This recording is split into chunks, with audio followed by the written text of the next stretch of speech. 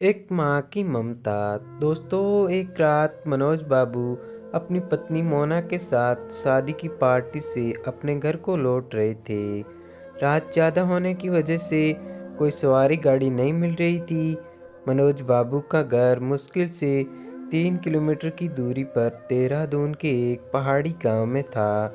मुसीबत ये थी कि महीना सावन का था और ऊपर से जोरों की बारिश भी हो रही थी और उन्हें अपने घर पर पहुंचना भी ज़रूरी था। अतः उन दोनों पति पत्नी ने पैदल ही घर जाने का निश्चय किया। मोबाइल की टॉर्च की मध्यम सी रोशनी में वे दोनों आगे बढ़ने लगे। वे अभी आधी दूर ही गए थे कि जोर से बिजली चमकी और बिजली की रोशनी में एक औरत का साया दिखा जो ठीक उनके सामने खड़ी थी। इस सुनसान सी सड़क पर रात के अंधेरे में अकेली औरत को देखकर उन्हें डर लगा और मन में तरह तरह के विचार आने लगे कि कहीं ये कोई खैर जो भी होगा देखा जाएगा।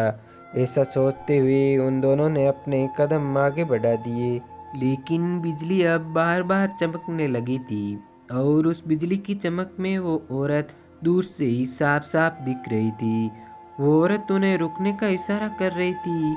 उसे देखकर मनोज बाबू की पत्नी की तो हालत ही खराब हो रही थी, लेकिन मनोज बाबू को अब लगने लगा कि ये औरत शायद कोई मुसीबत में है। मनोज बाबू जब रुके तो वो औरत उनसे हाथ जोड़ते हुए बोली, भाई साहब प्लीज मेरी मदद कीजिए। तेज बारिश और पहाड़ी ढलान होने की वजह से मेरी गाड़ी का एक्सीडेंट हो गया है। मेरी गाड़ी इस पहाड़ी ढलान से नीचे गिर गई है। उसमें मेरी 1 साल की बच्ची भी है। इतना कहते ही वो औरत आगे आगे चलने लगी और न चाहते हुए भी मनोज बाबू अपनी पत्नी के साथ उस अजनबी औरत के पीछे पीछे चलने लगे।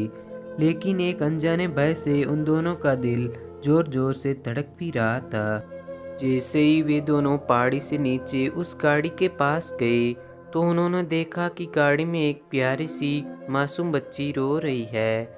मनोज बाबू ने बच्ची को गाड़ी से निकाला तो पाया कि बच्ची बिल्कुल ठीक है। मनोज बाबू ने उस बच्ची को अपनी पत्नी की गोद में दे दिया। फिर मनोज बाबू को लगा कि ड्राइवर की सीट पर भी कोई है।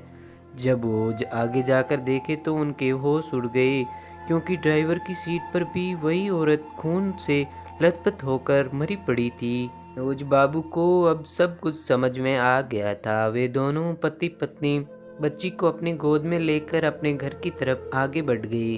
रास्ते में उनकी पत्नी ने उनसे पूछा, फिर वो औरत दिखाई क्यों नहीं दी?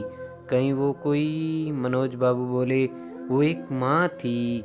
मनोज बाबू की ये कहानी सुनकर मेरी आंखों से आंसू निकल गए हैं। दोस्तों, अगर कोई मुसीबत में हो तो उसकी ज़रूर सहायता करें। क्या पता हमारी एक छोटी सी कोशिश किसी की ज़िंदगी में बाहर ला दे।